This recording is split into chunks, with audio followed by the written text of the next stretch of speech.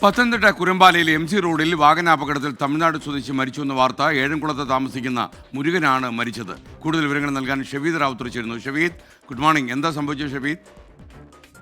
S K, ഇന്ന് രാവിലെ 6:15 Thiruvananthapuram MC റോഡിൽ കുരമ്പാല ഭാരത് പെട്രോളിന് സമീപം ഈ അപകടം ഉണ്ടായത്. പന്തളം ഭാഗത്ത് നിന്ന് വന്ന മിനി ലോറിയും അടൂർ ഭാഗത്ത് നിന്നും വന്ന സ്കൂട്ടറും തമ്മിൽ ഇടിച്ചാണ് അപകടമുണ്ടായത്. ഈ മിനി ലോറിയുടെ ഡ്രൈവർ ഉറങ്ങിപ്പോയതാണ് അപകട കാരണമെന്ന് ഇപ്പോൾ സംശയിക്കുന്നുണ്ട്.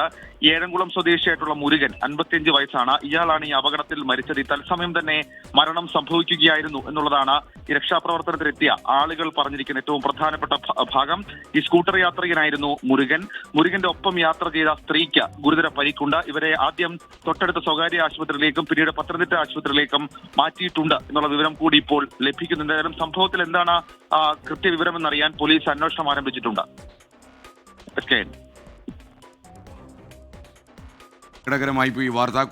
കുരമ്പാലയിലാണ് അപകടമുണ്ടായത്.